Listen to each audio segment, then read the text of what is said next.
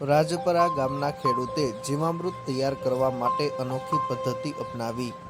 ભાવનગર જિલ્લા સહિત સમગ્ર સૌરાષ્ટ્ર તેમજ ગુજરાત રાજ્યના ખેડૂતો પ્રાકૃતિક ખેતી અપનાવી રહ્યા છે। ખાસ કરીને પ્રાકૃતિક ખેતીમાં અલગ અલગ પાકોનું વાવેતર કરી લાખો રૂપિયાનું ઉત્પાદન મેળવી રહ્યા છે। ઉત્પાદનની સાથે સાથે ખેડૂતો હવે ખેતીમાં આધુનિક પદ્ધતિ પણ અપનાવી રહ્યા છે અને ખેતીને આધુનિક બનાવી રહ્યા છે।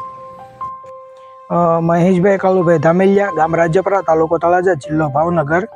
હું 2008થી ખેતી સાથે સંકળાયેલો છું અને 2021ની આસપાસથી હું ઓર્ગેનિક તરફ વળેલો છું અને અવાનવા પ્રયોગો અને બહાર જોવા જતા અમે જે વાડી પર જીવામૃત બનાવતા હતા એની અંદર સતત પ્રયત્ન કર્યા કરવો પડતો હતો, સતત સક્રિય રહેવું પડતું હતું।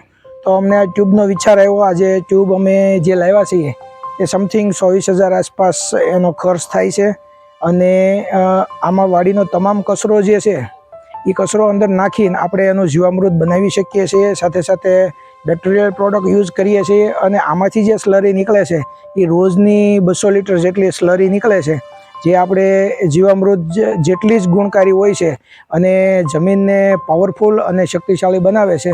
અને જે એમનો ગેસ છે એ પણ આપણે ઉપયોગમાં લઈ શકીએ છીએ, પણ અમે આની અંદર લેતા નથી, અત્યારે હવાની અંદર ઉડાડી દઈએ છીએ। પણ જો એમનો ગેસ વાપરવો હોય તો પણ ચૂલા અને આ બધું જે છે એ આપણે વાડી ઉપર સા અને એવું બનાવી શકીએ છીએ।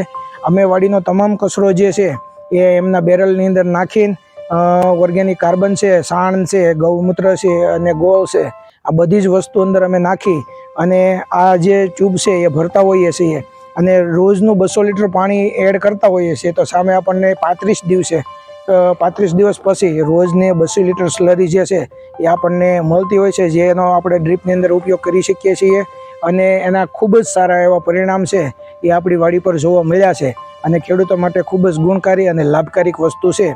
ખેડૂતોએ વાપરવી હોય તો યોગ્ય વસ્તુ છે। હાલ જોઈએ તો ખેતીમાં અનેક એવા આધુનિક ટેકનોલોજીના સાધનો આવી ગયા છે, જેના થકી ખેડૂતો હવે સરળતાથી ખેતી કરી શકે છે।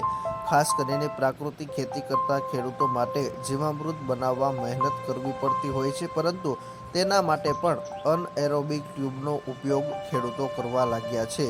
પ્રાકૃતિક ખેતીમાં કોઈપણ પ્રકારની દવા કે રાસાયણિક ખાતરનો ઉપયોગ કરવામાં નથી આવતો। ખાસ કરીને પ્રાકૃતિક ખેતીમાં જીવામૃતનો ઉપયોગ કરવામાં આવે છે। આ જીવામૃત બનાવવા ઘણી મહેનત થાય છે, ત્યારે ભાવનગર જિલ્લાના તળાજા તાલુકાના રાજપરા ગામે રહેતા ખેડૂતે પોતાના ખેતર પર અનએરોબિક ટ્યુબ ફિટ કરી છે, જેના થકી તેઓ જીવામૃત અને અન્ય વસ્તુઓ સરળતાથી અને ઓટોમેટિક તૈયાર કરી શકે છે।